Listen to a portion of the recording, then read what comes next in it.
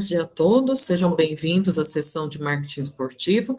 Nós vamos iniciar com a apresentação do artigo Assuntos tratados em publicações nas redes sociais por organizações esportivas, o caso Real Madrid no Facebook, de autoria do Vitor Dias Ferreira e Dr. Elcio Eduardo de Paula Santana, ambos da Fagem UFO. Vou passar então a palavra ao Vitor. Temos 10 minutos, Vitor, e na sequência abrimos para perguntas. Tá bom. Apresentação. Obrigado.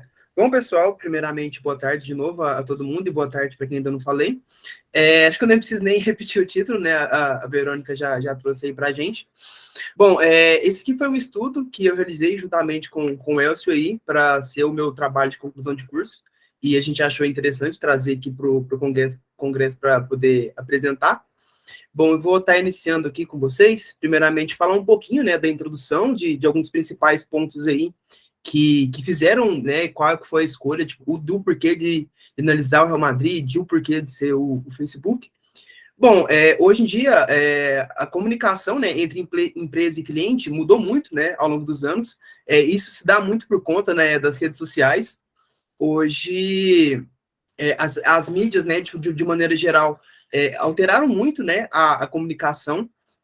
Uma empresa hoje em dia, se ela não está inclusa, né, nas redes sociais, se ela não interage ali, né, com seus consumidores, com seus clientes, é difícil, né, já sai perdendo atrás de relação a empresas que estão nesse meio, né, é uma ferramenta bem indispensável hoje em dia, né, de marketing. Isso para as empresas em geral.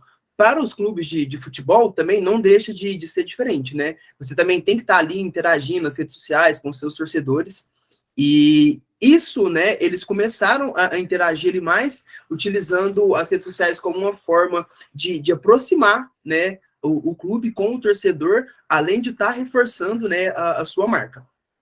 Nesse ponto, eu escolhi, então, fazer ali sobre o Real Madrid, porque o Real Madrid foi reconhecido e nomeado pela FIFA, né, que é a Federação Internacional de Futebol, como o melhor clube do século XX. Então, foi por isso, né, que foi escolhido como o meu objeto de estudo. E com isso, né, aqui a gente tem os principais objetivos que a gente teve com esse estudo, que era analisar os posts do Real Madrid na sua página oficial ali do Facebook, e nesse ponto, identificar os diferentes tipos de assuntos tratados nas comunicações e criar uma categorização entre essas comunicações feitas, né, pelo clube. Já adiantando um pouco, né, a escolha do Facebook, por quê?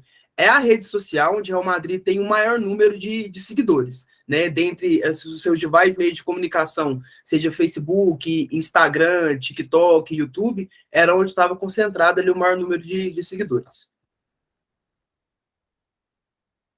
Pegando a rede social, né, como um todo, né, eu já tinha citado, né, a forma de comunicação hoje mudou muito, é mais facilitada. Antigamente, a empresa, para, tipo, tá entrando em contato com o consumidor, antigamente era mais o boca a boca, hoje em dia, assim, ainda tem, mas é uma forma diferente, isso tanto pelo lado positivo quanto pelo lado negativo, né?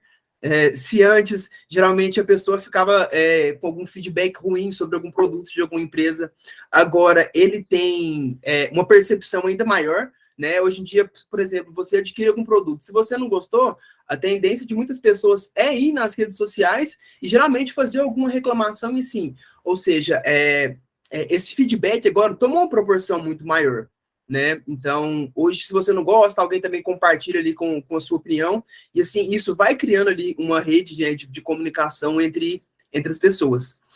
Ao mesmo tempo, também cria, né, um relacionamento ainda mais forte, né, da marca e com os consumidores. Se a pessoa também gosta, geralmente a tendência é fazer a mesma coisa. Então, você vai ali nas redes sociais, você vai estar falando bem, né, ali do produto, né? No caso de um time falando bem do seu time, você vai estar interagindo. Então, isso mudou muito, né? Então, antes talvez tinha uma proporção muito pequena, né? Antigamente também, para você interagir com as marcas, geralmente era só em comerciais de televisão, então, assim, coisa de 30 segundos. Hoje não, hoje se você quiser consumir informações da empresa ou do seu time ali, você com as redes sociais você consegue, né? Tá ali todo dia, diariamente, acompanhando, né, a vida da empresa, a vida do time ali. Então, isso criou, né, uma coisa muito maior. E aqui Torres, então, trouxe que a utilização das redes sociais trouxe principalmente 2 pontos de visibilidade, né, para quem utiliza. O próprio uso da rede social como um todo, né, você vai estar participando ali de grupos, então você está interagindo, e além desses conteúdos que as redes trazem, né, que é a essência, você vai ali, você vai poder curtir, você vai poder comentar, vai conseguir compartilhar, né, esse conteúdo, gerando engajamento ainda maior para a empresa. Já na questão de comunicação aqui voltada para clubes de futebol, né, que eu trouxe a visão de 3 autores diferentes para trazer como que funciona, né, o intuito realmente desses clubes utilizarem as redes sociais como uma ferramenta de marketing. Você consegue ampliar a experiência do seu torcedor, garantindo engajamento, consegue estreitar o laço dos torcedores, ainda gerando mais valor para a marca do clube, além de divulgar informações exclusivas, né? É como se fosse um canal de comunicação de notícias mesmo, né? Antigamente, você, para acompanhar a notícia do seu time de futebol, às vezes você vai acompanhar ali um Globo Esporte, vai acompanhar ali um noticiário mais específico. Hoje você consegue encontrar as principais informações diretamente ali na rede social do clube. Com isso, vai construindo uma imagem institucional mais forte, além também de conseguir, né, buscar novos patrocinadores. E focado já nos patrocinadores, o último autor traz que o patrocinador também busca clubes com mais seguidores para associar a sua marca. Então, você estando presente ali, você tendo um bom engajamento, você postando muitas coisas ali, hoje em dia é sim um atrativo para o patrocinador poder estar ali buscando esse clube ali para poder ser o seu parceiro. E, bom, em relação ao método utilizado aqui, né, para fazer esse estudo, foi utilizado uma pesquisa documental, utilizando, então, os posts do Facebook como o principal, né, um principal insumo aí, né, para poder analisar.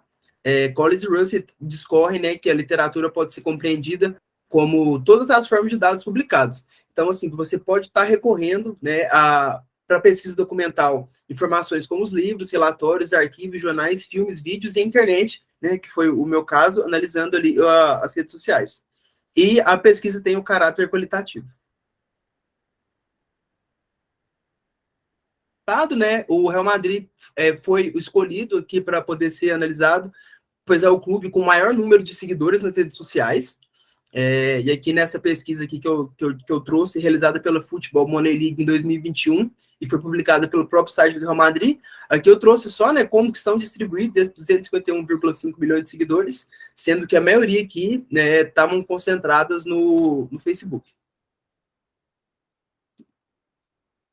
E aí, para poder, então, estar fazendo essa análise, eu, juntamente com o Elcio, a gente coletou, então, 44 publicações lá do Real Madrid. Nesse ponto, a gente dividiu em, basicamente, 2 grandes centros, assim, das publicações pagas e das não pagas. O que seria isso? As pagas são publicações que, geralmente, eram postadas com o seu parceiro.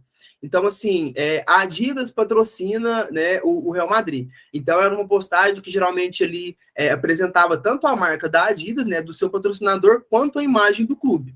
Já as postagens não pagas, geralmente estavam relacionadas ali ao dia a dia do clube, né, o clube postando os atletas ali no momento, né, postando mais ali o seu dia a dia. Para fazer, então, essas coletas de dados, a gente tinha estipulado umas datas previamente, né, elas foram coletadas entre os dias 16 de maio de 2021 e 31 de agosto de 2021 para as publicações não pagas, e do dia 3 de maio de 2021 a 28 de agosto para as publicações pagas. Sempre coletando o primeiro post dos dias 6, 11, 16, 21, 26 e 30 ou 31, caso não existia alguma postagem entre essas datas pré-definidas, acabava que a gente escolheu uma outra data ali, né, a mais próxima possível, e teve um recorte ali do final da temporada, né, lá do futebol europeia, que foi entre o fim de 2020 e 2021 e o início de 2021 e 2022. Foi feito um processo, então, analítico, né, para a gente identificar esses assuntos e criar uma codificação para poder se analisar, e não tinham categorias previamente definidas, visto que, tipo assim, a gente não tinha um estudo, né, semelhante, né, com o que a gente tinha feito. Bom, e aqui, né, já trazendo os resultados, analisado, então, esses 44 postagens, foram encontradas 4 categorias, e dentro delas 23 assuntos distintos. As principais as categorias foram definidas como competição, elenco, história e promoção. E dentro delas, né, alguns assuntos, né, tipo, bem variados. Aqui eu trouxe só, tipo, os principais parceiros, né, que estavam presentes nas postagens não pagas aqui, só para poder ilustrar. Esse aqui também foram os totais, né, tipo, dos assuntos, né, que a gente encontrou, e aqui só reforçando, né, então foram 4 categorias e 23 assuntos distintos. E agora aqui eu vou discorrer um pouquinho sobre os principais, né, assuntos ali que se repetiram, os assuntos mais citados. Na categoria competição, o principal assunto ali, então, que a gente encontrou é relacionado ao treinamento da equipe. Então, com 5 posts não pagos e 1 pago. E o segundo, né, assunto mais citado, estava relacionado à viagem da equipe e horário de jogo no mundo. E aqui é só uma foto aqui para representar, né, relacionada ao treinamento da equipe. Já na categoria elenco, o principal assunto foi o destaque de jogadores da equipe, né, para promover os seus principais jogadores ali. E o segundo assunto foi a entrevista com jogadores do clube. Na categoria História, o assunto principal foi a data de conquistas passadas, né, relacionada a títulos, e o segundo foi de gols marcantes, né, da história do clube. Na categoria Promoção, o principal assunto foi o evento promovidos por parceiros, né, tipo, eventos que eram promovidos tanto pelo clube, tanto como esse parceiro, e o segundo mais citado foi uniformes do futebol virtual e vendas de produtos do clube. E aqui, para encerrar, né, trazendo um pouquinho as considerações finais. Bom, então, desses 44 posts a gente encontrou, né, esses assuntos assim, então a gente vê que teve uma gama de assuntos ali bem diversificados. Nisso, a gente consegue ver o quê? Que tem uma percepção diferente dos assuntos das postagens pagas e da não pagas. Então, assim, geralmente as postagens que o clube trazia de si próprio, né, sem ser com seus parceiros, geralmente visa estreitar o laço, né, do torcedor. Então, assim, com o torcedor. Então, são postagens do dia a dia para você poder estar acompanhando ali como que tá o time no campeonato, para você se sentir ali, né, tipo, presente no dia a dia ali da equipe. E nas postagens pagas, geralmente tinha um equilíbrio, né? Além de promover a marca, também sempre destacava muito o clube, reforçando a imagem do clube. Então, assim, é realmente uma parceria mútua, né? Dá para ver que é algo benéfico ali para os dois lados. E, bom, pessoal, era isso que eu tinha para apresentar para vocês. Esse foi um trabalho aí bem bacana que eu gostei muito de fazer juntamente com o Elcio. Sempre gostei muito de futebol, queria, né, entrar nessa área, poder contribuir, né, de certa forma com algum estudo, e é isso que eu trouxe para vocês. Obrigada. E só para finalizar, só tinha colocado as referências aqui, mas é isso. Obrigada, Vitor, pela apresentação, parabéns. Temos espaço para uma pergunta? Alguém gostaria de fazer algum questionamento sobre o trabalho, algum comentário? Por favor, Ari, fique à vontade. Obrigado, Verônica. Vocês me ouvem bem? Sim. Vitor, bom, primeiro, parabéns pelo trabalho, né? Obrigado. É muito bom a gente que é mais antigo ver, né, pesquisadores novos com interesse em pesquisar futebol, redes sociais, universo digital, etc. Então, eu queria te elogiar pelo seu trabalho, acho que a sua metodologia é bastante interessante, né, para um nível de término de trabalho de conclusão de curso. Só vou fazer um comentário, porque a gente percebe esse seu interesse, a gente vê que, né, que você quer continuar estudando o assunto, etc. Então, é mais no intuito de incentivá-lo a continuar, né? Mas você aí na sua fala, diversas vezes, né, colocou que nunca viu nenhum trabalho parecido sobre o tema, etc. e tal. E aí assim, já existem vários trabalhos que pesquisam redes sociais, clubes de futebol, comunicação em clubes de futebol. E aí eu vou tomar a liberdade de te sugerir pesquisar um grupo de comunicação e esporte da Sociedade Brasileira de Estudos Interdisciplinares em Comunicação, a Intercom, que ela tem lá esse núcleo, esse grupo de pesquisa em comunicação e esporte, reúne vários trabalhos, né, de vários pesquisadores na área de comunicação, onde é possível encontrar alguns relacionados a redes sociais e com enfoque não exatamente igual, mas semelhante ao que você abordou, né? E deixo aqui uma sugestão, eu orientei uma dissertação de mestrado na Escola de Educação Física e Esporte da USP, onde o meu orientando, Roger Brinkman, ele analisou por um bom tempo, em vários momentos, as comunicações no Facebook, né, as postagens da UEFA, União Europeia de Futebol, a respeito da competição Champions League, e a Conmebol a respeito da Libertadores. Então ele pegou um momento de sorteio dos grupos, ele fez um trabalho, obviamente era uma dissertação de mestrado, ele tinha 2 anos para fazer isso, mas já que você está pesquisando esse assunto, eu sugiro que você dê uma olhada, que isso talvez possa te encorajar a continuar pesquisando o tema, tá? Com certeza. Então, essa é só a minha contribuição, Vitor, parabenizando você pelo trabalho, tá bom? Muito obrigado. Obrigadão. Obrigada, professor Ari. Então, Vitor, vou pedir para você, por gentileza, parar de compartilhar a tela, pedir para o professor Elcio compartilhar dele, que é a nossa segunda apresentação.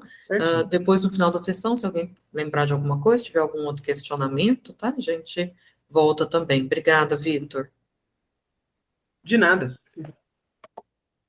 Chamar, então, o Elcio para a apresentação do nosso segundo artigo da sessão, a promoção de esportistas no Instagram, identificando e categorizando os assuntos abordados nas publicações por meio de uma análise da conta de Cristiano Ronaldo. Está aparecendo aqui, de autoria do Henrique e do Elcio, sim. Deixa eu tentar não está como apresentação. Deixa eu colocá-la. Agora sim? Perfeito. Tá bom. Então, eu vou iniciar aqui, né? Boa tarde a todos. Prazer estar aqui, né? Podendo compartilhar esse trabalho com vocês. Esse trabalho, né, foi desenvolvido pelo Henrique, sob minha orientação, né? E nós fizemos um recorte de analisar a promoção, né, que é feita pelos esportistas por meio de seus posts no Instagram, e nós utilizamos o Cristiano Ronaldo, né, a conta do Cristiano Ronaldo, como o nosso objeto de estudo, né? A gente sabe que as redes sociais são utilizadas como elementos de promoções mercadológicas, né, já há um bom tempo, não é diferente no mundo do esporte, né? Os esportistas nas redes, eles postam para, né, trabalhar a sua imagem, para gerar conhecimento, né, sendo assim um meio para o consumidor final e também se tornando um canal de distribuição próprio, né? De acordo com o recorte do nosso trabalho, né, a gente já tinha observado algumas pesquisas anteriores feitas no Twitter, né, principalmente da Pegoraro, de 2010, Frederic, de 2014, e eu, com uma outra orientanda, já tínhamos feito também, né, no Twitter, recentemente, em 2021, e também no Facebook, em 2021, com esse recorte para esportistas, especificamente, né, não para equipes, né, ou entidades, né.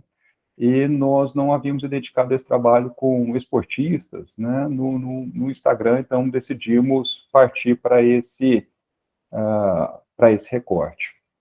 Então, os nossos objetivos foram identificar quais são os assuntos tratados pelos atletas em publicações no Instagram e aglutiná-los em função da similaridade de temas tratados, né? Então, nós fizemos essa pesquisa documental, né, com posts no Instagram, nós utilizamos aí uma amostragem por julgamento, com 24 posts da conta do Cristiano Ronaldo. Nós escolhemos o Cristiano Ronaldo pelo fato, né, de quando pensamos a pesquisa, ele ser o atleta considerado o mais famoso do mundo em um ranking da ESPN, né? Ele, segundo um dado fornecido aqui pelo Badenhausen, ele gerava 176 milhões de dólares de valor de mídia, né, isso já no ano de 2015, então é uma pessoa que tem uma reconhecida repercussão mundial, né, então nós achamos que poderia ser um exemplo interessante para essa análise, né, e o nosso procedimento de coleta foi a primeira publicação do dia do esportista, né, sempre nos dias 10 e 20 de cada mês, né, iniciando aí em setembro de 2018, indo até agosto de 2019, em um momento anterior ao da pandemia, né, também para evitar qualquer tipo de modificação na maneira de se comportar durante o período pandêmico, para que a gente tivesse um retrato mais normal, né, possível.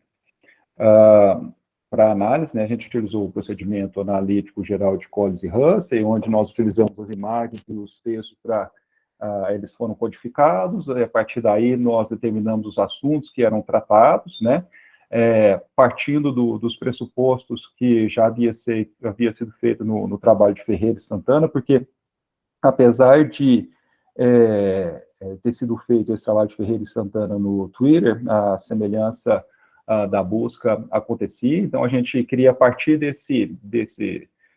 dessa base teórica já existente para ver se havia modificações também, né, e a partir daí a gente categorizaria os assuntos, né, e fazer uma verificação se surgiriam assuntos novos ou não, para categorização. Então, nós chegamos a 12 assuntos diferentes, e conseguimos aglutiná-los em 4 categorias, né, assuntos relacionados ao trabalho, à vida empresarial, à vida pessoal e assuntos de importância primária.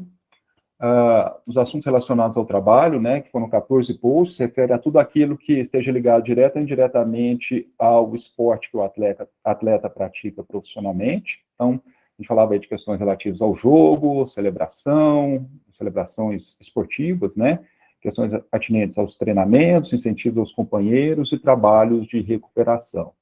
Então, aqui está um exemplo, né, relacionado ao jogo, fez uma postagem durante um momento em que ele participava, demonstrando, né, um momento que ele participava de uma partida, né. Uma outra categoria, a vida empresarial, né, em que envolvem postagens que diz respeito à relação do esportista com os negócios, tanto promovendo aí negócios, produtos e marcas próprias, quanto negócios, produtos e marcas de outrem, tá? Aqui está ele promovendo uma marca própria, né, um negócio próprio, esse Inspire, que é uma empresa, né, que trabalha questões aí capilares, e aqui ele fazendo uma promoção da Herbalife, né, ou seja, uma marca de outrem. Existe também a categoria, né, de vida pessoal, fazer postagens que envolvem demonstração de fatos pessoais do esportista, né. Então, aqui os assuntos serão uma pose, uma congratulação e uma atividade fora do trabalho. Então, o exemplo que eu trouxe aqui foi de uma congratulação, era um aniversário do filho dele, e ele postando e evidenciando essa situação. E também existe a categoria, né, identificada assuntos de importância primária, né, que apresenta aí reflexões sobre a vida, né, a gente categorizou 2 assuntos, filosofia e meio ambiente, e eu trouxe aqui um exemplo de um post dele que apresentava preocupações dele com as queimadas na Amazônia, né. Bom, então, nós chegamos aí a 12 assuntos, categorizados, né, em 4 categorias, teve uma predominância da categoria relacionada ao trabalho, que é aquela que se relaciona mais diretamente com com o consumidor, né, com aquele que o segue mais diretamente, do porquê que o segue, né, a princípio começou a segui-lo, que é por causa do trabalho dele, então faz sentido ter essa predominância, né, mas é claro que as pessoas seguem o Instagram não somente para isso, né, principalmente para explorar outras dimensões da vida do esportista. Tá? Então, as implicações teóricas e práticas do trabalho, né, a teórica é a confirmação de achados anteriores, né, então nós utilizamos as mesmas categorias que foram criadas no trabalho da Ferreira e de Santana anteriormente, né, então não foram necessários criar nem novos assuntos, nem novas categorias. E isso aponta, né, um caminho aí que se assemelha em diversas redes sociais, né, nessa manifestação por esportistas, né, o que é algo interessante, né, as redes elas vão se fundindo, né, às vezes os posts até se sobrepunham, né, eram até posts similares que é encontrado em uma rede se encontrava em outra. As implicações práticas, né, são ideias para o staff de esportistas se comunicar, né? Você tem aí, então, incrementar o que já se faz, ou então iniciar um procedimento amparado naquilo que esportistas mais famosos já fazem, né? Você olhar para a sua conta, né? Se você é um esportista, olhar para a sua conta e verificar, bom, né, na conta do Cristiano Ronaldo ele trata esses assuntos, né? O que eu posso aproveitar e o que eu tenho condição de tratar aqui também na minha rede, né? E como que eu posso aproveitar essa minha rede também aqui como esse canal de comunicação de negócios também, né? As limitações do trabalho, né? A gente estava analisando um esportista que é muito famoso, né? Então existem diversos outros graus de esportista no que diz respeito à relação com os fãs, né? Então pode haver algumas diferenças aí que podem ser interessantes serem investigadas, né? E uma amostragem maior de posts poderia fornecer novos assuntos, né? Talvez, se nós estendêssemos, né, a quantidade de posts analisados, novos assuntos poderiam surgir, não se limitaria somente a esses, né? Como sugestões de novas pesquisas, né, comparar diferentes ciclos de anos para ver se há evolução na maneira como se gerencia a conta ou se é algo que vai se repetindo continuamente, né? E verificar a relação do tipo de assunto na postagem e os indicadores de resposta dos usuários no Instagram, né, os likes, né, todas essas medidas de engajamento, comentários, né, para ver se algum assunto suscita, né, mais likes, suscita mais comentários, porque isso acaba sendo um dos objetivos de quem gerencia esse tipo de conta, né. Bom, aqui está o meu contato, meu e-mail, né? Eu sou coordenador do núcleo da Fagem também. A gente tem uma série de pontos de contato aí. Quem tiver interesse em anotá-los e entrar em contato com a gente, vamos ficar muito felizes de interagir. Agradeço a oportunidade e é isso aí. Obrigada, Elcio. Acabou de apitar exatamente 10 minutos. Eu estava controlando aqui também. Então, nossa, em cima. Alguém gostaria de fazer alguma pergunta, um comentário?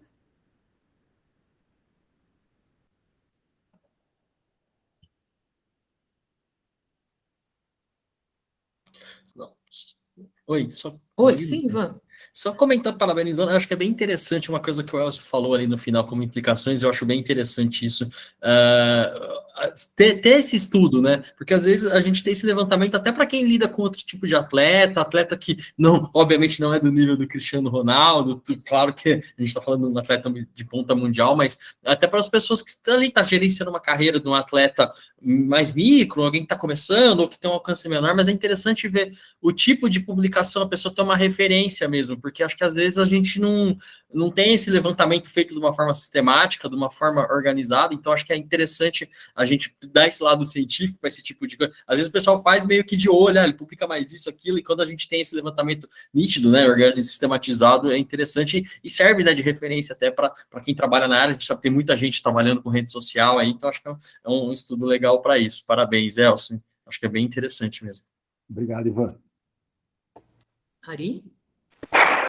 Parabéns, professor, pelo estudo, eu gostei bastante e é interessante que ele mostra algo que, na realidade, tem acontecido muito, e o professor aí, o núcleo é de esporte e entretenimento, que acho bastante interessante, que é assim, eu tenho um dado, não sei se exatamente ele é correto, não lembro exatamente qual foi o ano, mas uma pesquisa que foi feita, se não me engano, nos Estados Unidos, que mostra que, acho que 2016, 2017, um dos conteúdos que mais provocou interação nas redes sociais relacionados a esporte era uma fotografia do Cristiano Ronaldo na Torre Eiffel passando férias com os filhos, né?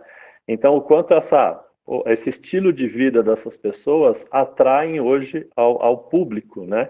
E o quanto o staff desses grandes atletas consegue trabalhar bem isso no intuito de efetivamente trazer benefícios de patrocinadores ou etc e tal para os seus vamos dizer assim, para esses atletas, né? Então o trabalho do professor mostra bem isso.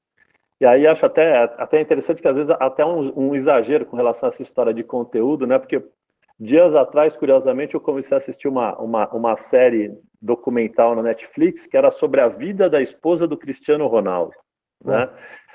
E rapidamente eu abandonei porque não me interessava aquilo, mas é interessante ver como as pessoas têm interesse nisso e o quanto o staff desses atletas que muitas vezes é um staff maior do que os dos clubes de futebol, especificamente quando a gente pega aqui Brasil, que, né, os clubes não acreditam muito em comunicação e marketing, a gente vê o quanto que a carreira desses atletas é muito bem administrada do ponto da criação de uma identidade que, no caso Cristiano Ronaldo, é esportiva, mas transcende o limite do esporte, né? Então, parabéns pelo trabalho, professor.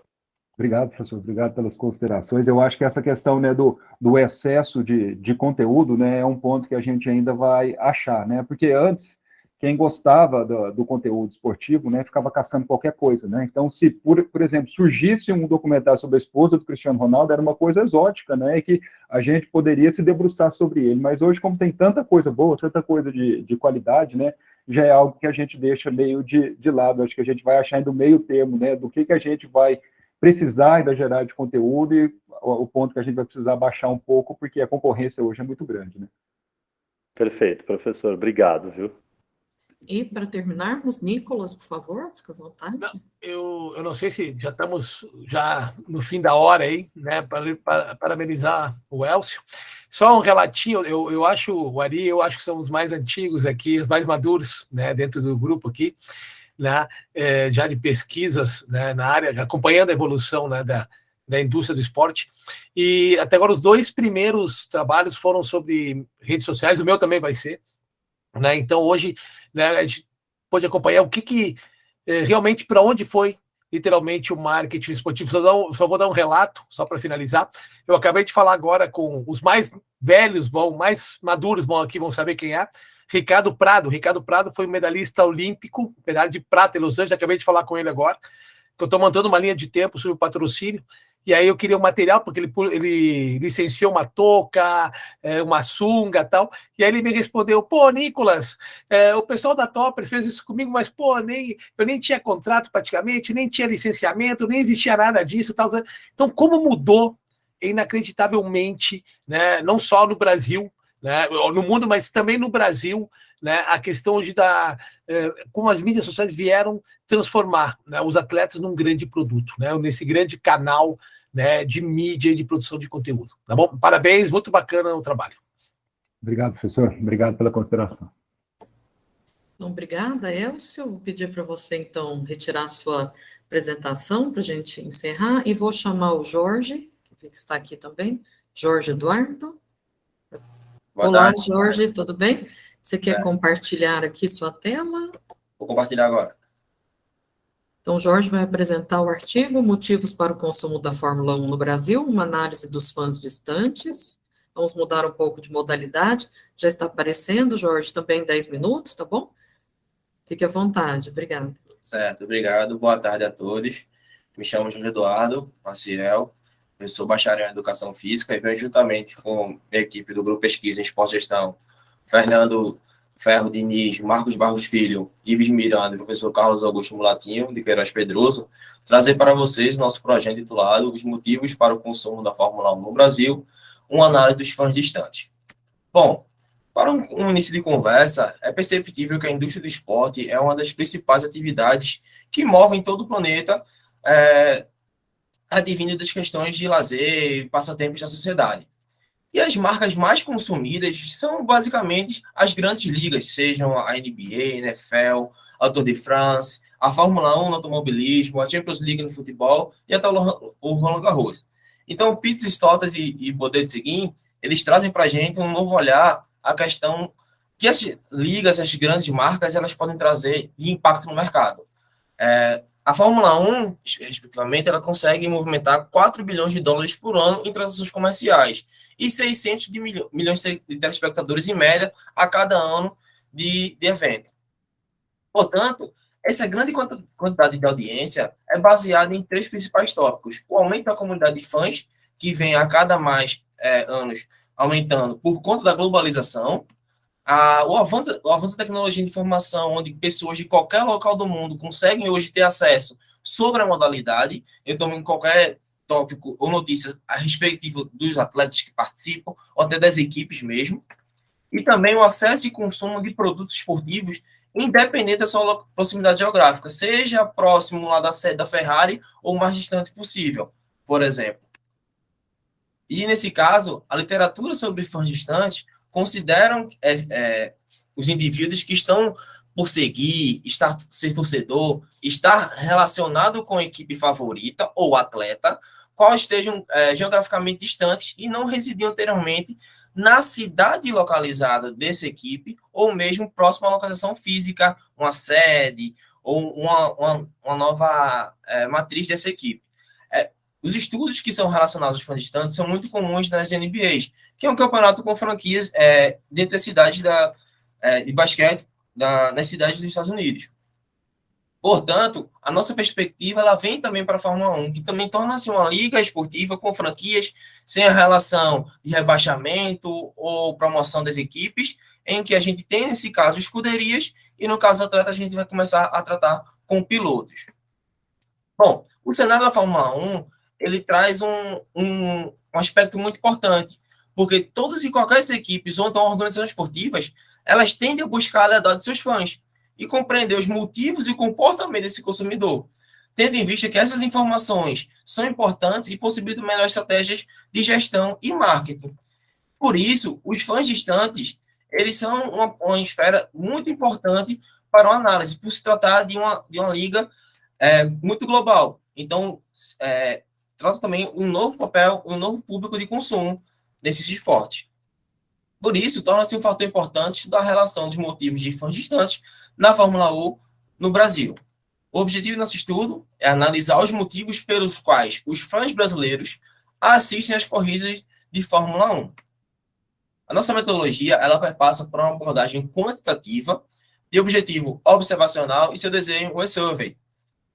Foi utilizado um instrumento adaptado de Paul James e validado em contexto brasileiro na análise de Miranda em 2021, onde a gente possui 11 dimensões a serem estudadas: a realização vicária, a estética, a habilidade física dos atletas, o interesse no piloto, o interesse na modalidade, que no caso é a Fórmula 1, o interesse na escuderia, a aquisição de conhecimento por estar assistindo essa modalidade, a interação social, o drama relacionado a todo o evento, a identificação com a equipe, a escuderia e a identificação com o piloto. Bom, dentro dessas dimensões, todas elas foram analisadas por cada um com 3 itens e operacionalizadas por uma escala de Likert de 7 pontos, onde corresponde ao discordo totalmente e 7 concorda totalmente de acordo com a afirmativa ali presente. Na parte final do nosso instrumento, foram incluídas questões sociodemográficas sobre os indivíduos e consumo na Fórmula 1. Bom, a nossa forma de coleta ela foi não probabilística por conveniência. Ela ocorreu de forma online entre março e abril de 2022, das 3 primeiras etapas de Fórmula 1 do ano. Esse questionário está hospedado na plataforma Google Forms e teve a sua tabulação e análise dos dados realizada no IBM SPSS 26.0. Além disso, a consistência interna dos motivos foi analisada através do Alpha de Comrat com valor de 0.6. Bom, em relação aos participantes da nossa amostra, nós possuímos 2.272 participantes, em que em sua maioria eram homens, com média de idade de 25,3 anos, solteiros, e em sua maioria residiam na região sudeste do Brasil.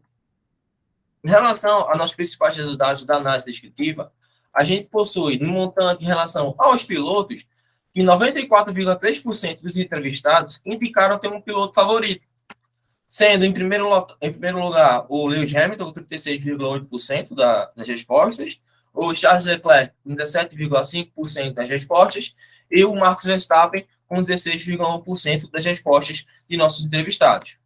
Já no montante em relação às escuderias, 84,9% dos nossos entrevistados indicaram torcer para alguma escuderia. A Ferrari, ela toma a frente nessa perspectiva.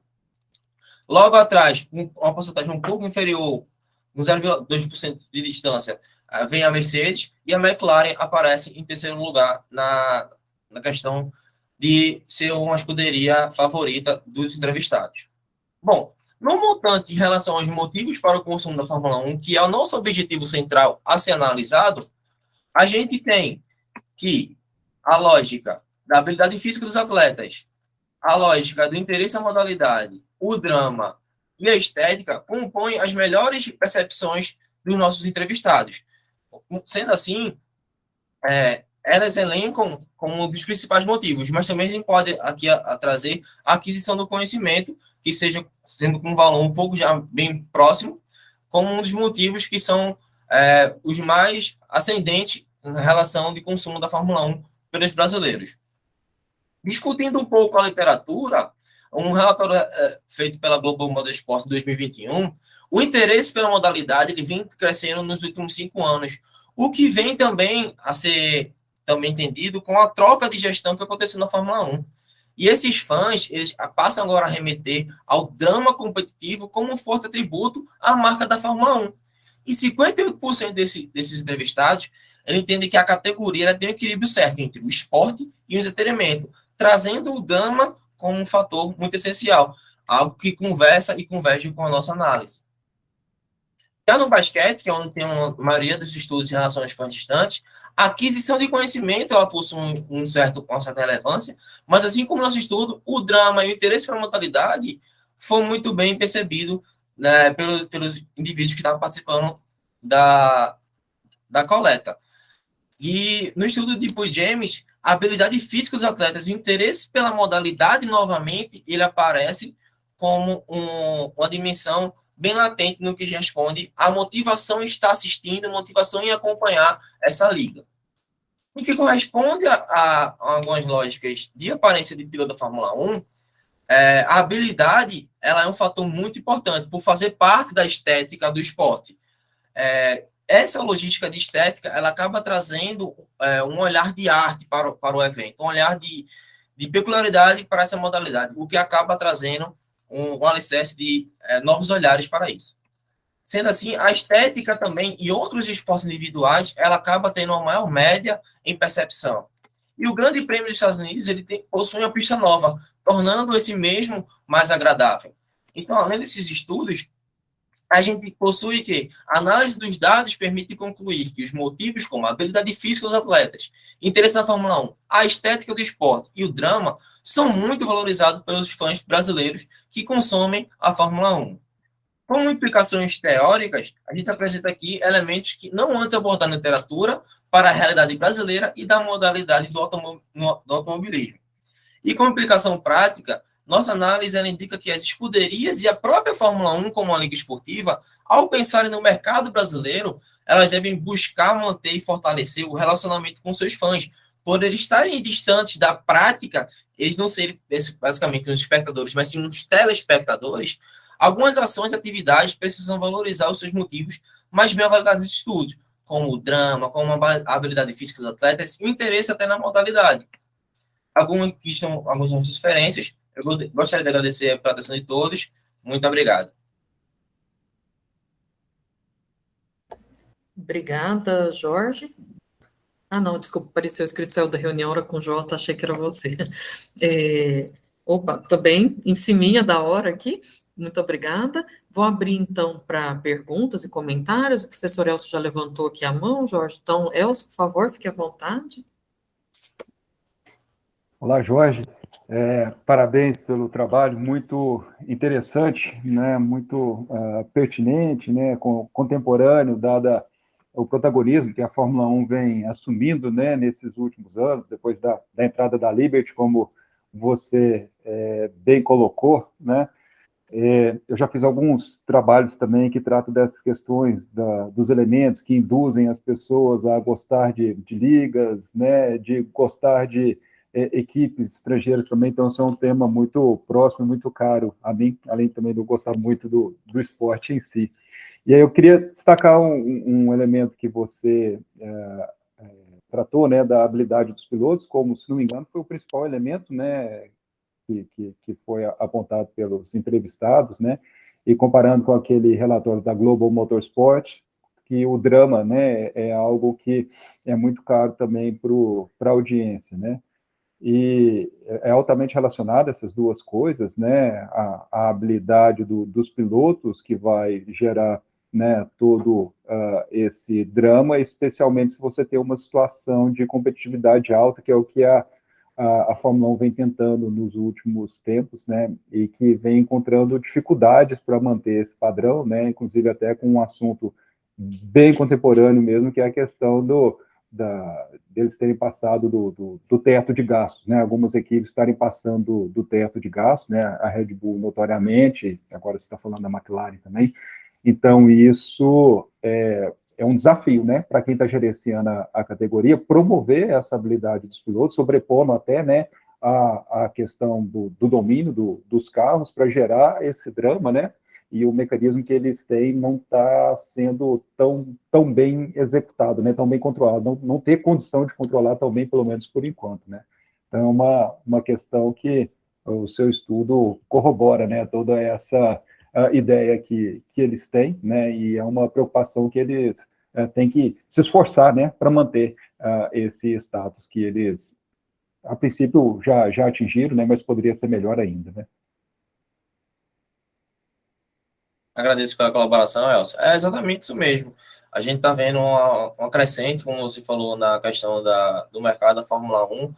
E isso também faz com que as empresas, as equipes que estão lá ali no topo, eles queiram sempre mais, porque está vendo sempre uma maior busca pela modalidade. Então, se a gente pegar um retrato de 20 anos atrás, a Ferrari talvez seria a top de linha, o ideal de todo mundo era torcer pela Ferrari. Hoje em dia a gente está vendo que está começando a se aproximar outras equipes para isso. Mas também a gente percebe que o nome Ferrari se consolidou tanto na Fórmula 1 que hoje ainda assim ainda tem um grande acompanhamento da Ferrari, e esses motivos também de estar ali sempre competindo e muito bem vão fazer que outras equipes venham a galgar os espaços que anteriormente teriam Lotus, Ferrari e outras empresas. Seria um ideal, né, que tivesse muitos players, né, tendo destaque aí, né, colaboraria para essa ideia da competitividade, seria muito bom, né. Só mais uma outra coisa, você mostrou lá, né, uma coisa paralela aqui no seu trabalho, mas os pilotos preferidos, né, o Hamilton aparece como preferido, um trabalho que nós fizemos há uns 6 anos atrás, eu fui verificar aqui enquanto você apresentava, ele estava em 6º lugar, e interessante, né, tinha pilotos já decanos lá, como o Kimi Raikkonen, por exemplo, que era muito citado, né, mas os pilotos brasileiros, né, sempre apareciam na ponta, lá era o Felipe Nasser e o Felipe Massa à época, né, coisa que nós não temos hoje, né, então, esse é um outro ponto que chama a atenção, né, se tiver o piloto brasileiro, é um ponto de contato, um chamariz para o esporte, né. Exatamente, a falta de um piloto nacional também é um ponto a ser. Poxa, não tem piloto nacional, então quais são os motivos realmente que os torcedores eles estão ali acompanhando? Seria muito mais por torcer por outros pilotos de outras nacionalidades ou por realmente ter uma paixão relacionada à escuderia? Então, isso serão os próximos passos nessas análises. Muito obrigada. Então, Jorge, Elcio, que não temos ninguém com a mão levantada, então vou aproveitar. Temos sim. Oi, Ari, fica à vontade. Não é que eu levantei agora. Parabéns, Jorge, pelo trabalho. Gostei muito da metodologia bem consistente. A análise e a questão do drama também acho perfeito. Minha única ressalva é tomar um pouquinho de cuidado com as nomenclaturas, porque na realidade a Fórmula 1 hoje ele é um produto 100% de uma empresa privada, a Liberty Media. Então não é uma liga e as equipes não são franquias, é um produto de uma empresa que comprou da FIA, a FIA entra com a regulamentação. Tanto que, como o professor Elcio falou, toda a estratégia de comunicação da Fórmula 1, que estava praticamente morta lá com o domínio do Schumacher lá atrás e com pouco interesse, a partir do momento que a Liberty Media assume, eles começam a gerar conteúdo, série na Netflix, etc. e tal. Então, eu só faço essa ressalva, mas gostei muito do trabalho, acho que a metodologia tá perfeita. E interessante, talvez, até, e aí, se vocês um dia quiserem, a gente pode replicar aqui presencialmente para ver como é que se há algum contraste entre o presencial e o fã distante, né? O fã distante tem uma relação, mas a Fórmula 1 aqui em São Paulo ela traz gente de toda a América Latina para ver. Fim de semana do Grande Prêmio tem Salão do Automóvel. Na realidade, assim, depois da parada gay aqui em São Paulo, é o segundo evento que mais movimenta a economia da cidade, né? Porque é uma indústria, a indústria automobilística super forte e hoje, se não me engano, é a única corrida na América do Sul, então vem gente do Chile, da Argentina e de outros para ver a Fórmula 1 presencialmente, tá? Mas parabéns pelo trabalho aí de vocês do G-Equipe, gostei bastante. Muito obrigado, Ari. Obrigada, então, Jorge. Vou pedir para você também retirar aqui o slide. Agora, o Rodrigo, que estava aqui marcado, vi que não está aqui na sala. Temos algum autor do artigo Estratégias de Marketing para manter e captar clientes durante a pandemia da Covid em academias de Ribeirão Preto? Olá, boa tarde. Olá, Átila, você que vai apresentar? Isso, o Rodrigo, ele teve, boa tarde a todos. O Rodrigo, ele teve um contratempo, ele está fazendo intercâmbio, está na Austrália, agora lá em 3 horas da manhã, ele está sem Tá. internet no hostel dele, aí me acionou aqui, satisfação poder estar com vocês, rever aí alguns colegas, e agradeço de antemão aí pela oportunidade. Obrigada. Então, se quiser compartilhar o slide, fique à vontade. 10 minutos, Átila, por favor.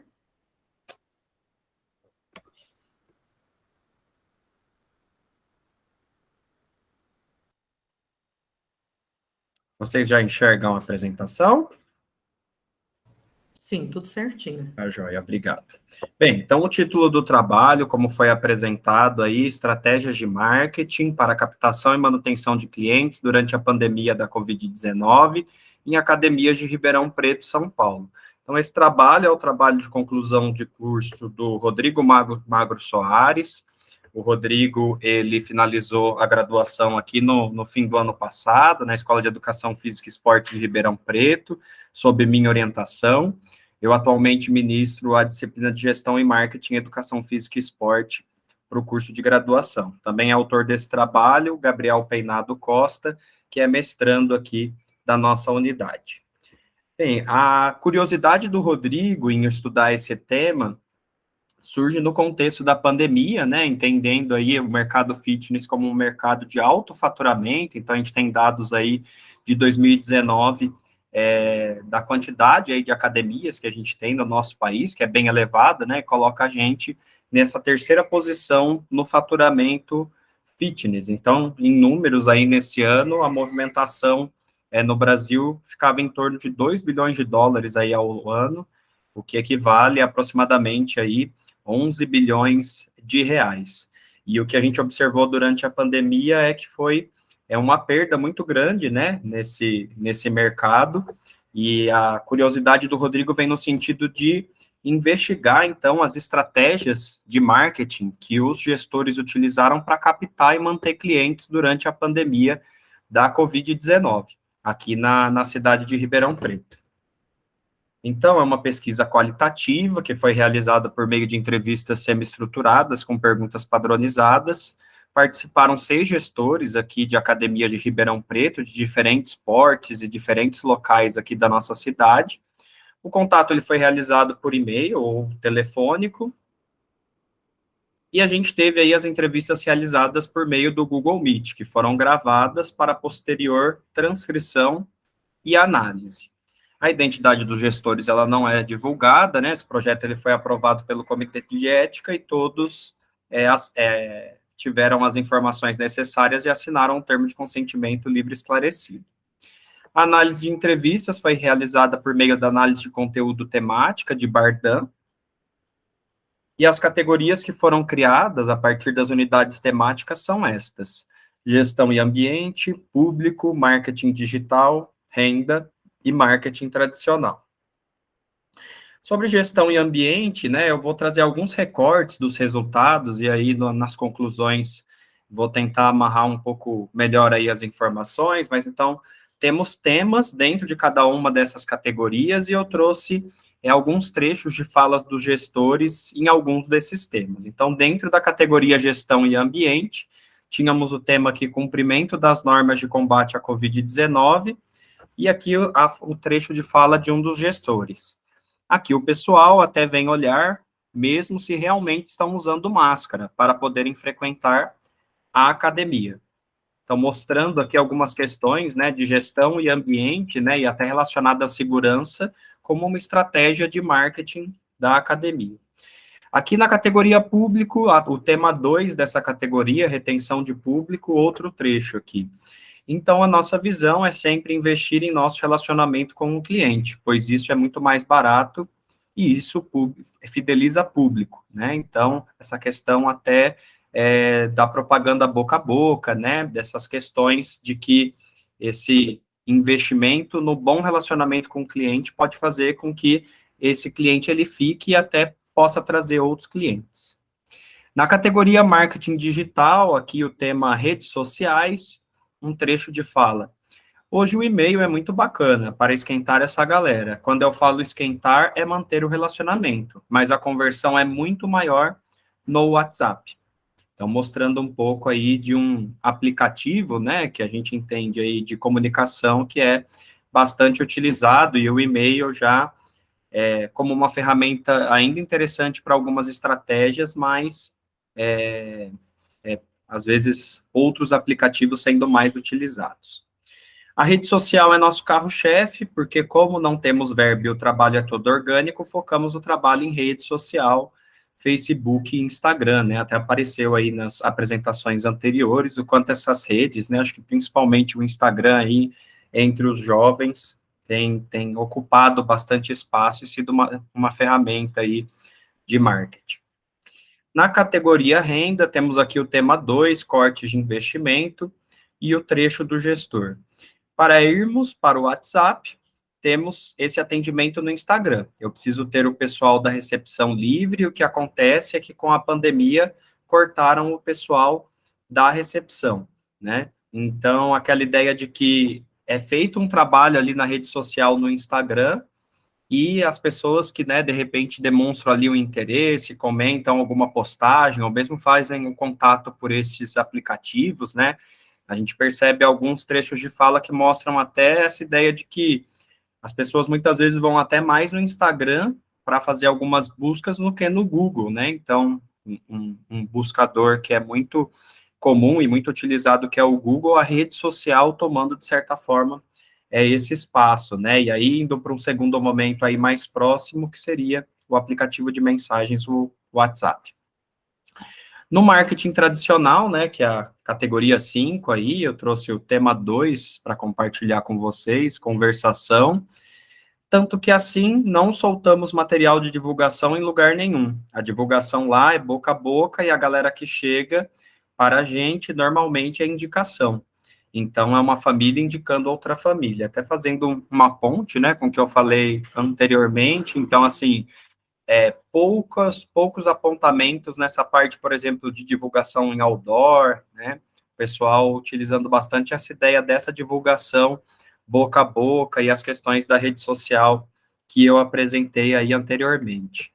Então, nas conclusões, a gente consegue observar que tem manobras padronizadas, né? A gente classificou assim, pensando nessas manobras que apareceram com maior frequência entre as academias, independente do porte, e outras que são mais específicas, que muitas vezes têm a ver com a localização, com o porte da academia, se faz parte de uma rede, né? Sobre essas padronizadas, então, são manobras que contemplaram as necessidades de todas ou da grande maioria das academias. Utilização das redes sociais como principal meio de captação, as bonificações, planos e mensalidades atrativas, apareceu bastante também. Inclusive, né, durante a pandemia isso aconteceu muito, né, pessoas fecharam planos por um tempo maior, tá, até muitas vezes buscando ajudar ali a academia que treinava, né, mesmo estando fechada. Congelamento de parcelas e as questões de trancamento também. Utilização do cumprimento das normas de combate à Covid como marketing, então foi na primeira categoria ali que apareceu, e relacionamento com o cliente, né, pensando nessa fidelização e também nessa propaganda boca a boca. Das manobras específicas, então, são aquelas que contemplaram necessidades específicas de cada academia, né, de acordo com a localidade, porte, como eu comentei anteriormente. Então, a gente tem o impulsionamento digital, o tráfego pago, então, a gente sabe que para alcançar um maior número de pessoas, né, aparecer ali como patrocinado e até selecionar um público específico, às vezes dentro de um raio onde a academia está, a gente tem essas possibilidades pagas. A criação de aplicativos, né, nessa ideia de treinar em casa, e algo que até permanece para algumas pessoas, né, que voltam ao presencial, mas começam a treinar de forma mista, outras que continuam no presencial também. A gente tem relatos em outros trabalhos dessa questão dos personagens que continuam trabalhando, né, com esse esquema da aula online, e o conhecimento específico do público, né, que aqui é algo de destaque, porque essas manobras específicas, elas vão estar relacionadas à classe social, idade, né, com que linha específica a academia trabalha, né? Enfim, essas questões relacionadas a aspectos de cada academia de forma mais específica. Problemas semelhantes que foram mostrados, então, a falta de verba específica para o marketing, né? Então, essas questões de utilizar principalmente a rede social de forma gratuita, os cortes de verba, né? Até por conta de uma questão de um levantamento menor de recursos com o fechamento das academias, então, com muitos planos trancados, a dificuldade que se teve nesse sentido. Campanhas centralizadas em academias com filiais, então essas de maior porte, muitas vezes chega ali aquele marketing pronto, que não se encaixa tanto naquela realidade, por exemplo, comparando uma academia lá no centro de São Paulo, de grande porte, numa cidade do interior de menor porte. E o marketing tradicional como um método muito caro de captação, né? Então, pensar em TV, rádio, outdoors, né? O quanto as pessoas têm explorado menos esses aspectos do marketing tradicional. Também deixo aqui o meu e-mail para contato, a página do nosso grupo no Instagram. Aqui tem algumas referências e eu fico à disposição aí para debate, para qualquer pergunta que possa surgir. Muito obrigado. Muito obrigada, Átila, pela apresentação. Vamos verificar se temos alguma questão, algum comentário. Sim, Ivan, por favor. Eu acho, então, parabéns pela pesquisa, parabenizo o aluno aí. A gente sabe que tem outros colegas que estão na Austrália também, por coincidência, tem acho que pelo menos mais 2 conhecidos meus estão lá, então acho que está todo mundo na Austrália aqui, só a gente que não ficaria pelo jeito. Mas, enfim, eu achei bem interessante, e essa questão que você fala, um ponto que chama muita atenção aqui, até dando aula com os alunos mesmo, a gente escuta muito isso, né? Alunos que querem ser personal, né? Eles falam, olha, a gente tem que ter presença em rede social, a gente tem essa preocupação. Por exemplo, eu dou aula de marketing aqui, eles querem vir porque eles querem ter um Instagram para ter milhões de pessoas, entendeu? E eu acho que é isso, eles nem cogitam, né, outras possibilidades ali, sei lá. Eu ainda brinco quando eu falo para os alunos, você dá aula em prédio, coloca um papel no elevador do prédio. Eles, professor, mas funciona? Eu falei, claro que funciona, as pessoas usam o elevador do prédio e veem isso, mas eles não têm mesmo essa perspectiva, virou tudo realmente virtual, né? Acho que as suas conclusões realmente são bem perto da realidade geral dessa área, né? A gente até teve uma situação específica, organizamos aqui em setembro o simpósio de atividade física e saúde da região sudeste, e aí tinha lá o grupo com os alunos da equipe, e eu fui para essa situação, pessoal, a gente precisa imprimir uns folders, vamos passar nas salas, porque assim, acho que esse contexto virtual, ele é muito forte, alcança muitas pessoas, mas acho que o papel ainda, em algumas situações, ele ajuda bastante também, então ter o cartaz ali no mural, né, que é um espaço de circulação, entregar o folder, né, fazendo só uma analogia aí, eu acho que foi uma situação similar e que a gente teve retorno, porque quando a gente pergunta, como ficou sabendo do evento, né, muitas pessoas colocaram lá os cartazes, né, então, assim, acho que é algo que, até num contexto ambiental, a gente vai usando com mais ressalva, mas que ainda dá bastante resultado e vale a pena a gente olhar. Obrigada. Temos aqui para terminar, Ari, por favor, uma pergunta do Ari. Boa tarde, Átila. Na realidade, não é nenhuma pergunta, é um comentário. Primeiro, uma satisfação muito grande ver a Átila participando Átila e seus alunos participando do Congresso Brasileiro de Gestão do Esporte e trazendo uma temática que acho que é fundamental para a área, porque quando a gente fala, né, assim, trabalhando em cursos de educação física no marketing, a ideia que a gente sempre tem é do rendimento, e no fundo, eu tenho para mim que quem precisa muito mais disso é o pessoal, né? É o pessoal que vai para a educação física de participação e também para o lazer, porque o personal talvez seja uma das opções mais, vamos dizer assim, mais normais de carreira, né? Dentro daquilo, pelo menos os egressos aqui de FE, a gente tem um grande contingente que vai trabalhar como personal, e às vezes a gente percebe que a gente não dá a atenção desejada para esse pessoal do ponto de vista do marketing, das estratégias de divulgar o seu trabalho, né? Então, Átila, primeiro uma satisfação vê-lo aqui, e depois ainda mais trazendo uma temática que particularmente acho extremamente interessante e que deveria, né, constar dos cursos de educação física Brasil afora, tá? Então é só esse comentário. Obrigado, Ari, obrigado pelo comentário, também satisfação revê-lo. Estamos engatinhando aqui na gestão do esporte, eu completei recentemente 2 anos, né, à frente das disciplinas, e os alunos sempre trazem ideias bem interessantes. A gente está com 2 trabalhos aqui no Congresso, bem feliz de estar participando aí com esses 2 trabalhos e poder estar acompanhando essa nova gestão aí, a professora Gisélia, a Cacilda e toda a equipe aí, que está fazendo um trabalho sensacional, e também deixo aí meus parabéns para todos que estão envolvidos no Congresso. A gente sabe que é uma força-tarefa, né, bem cansativo, mas está lindo aí, e eu agradeço mais uma vez pela oportunidade. Obrigada, Átila. Vou chamar, então, o Nicolas. Acho que está aqui, né, Nicolas? Tinha visto aqui. Sim, boa Ah, tarde. sim. Boa tarde. Para apresentar medida do engajamento nas redes sociais, um estudo dos conteúdos postados pelos personal trainers portugueses. Sim, só um minutinho, por favor.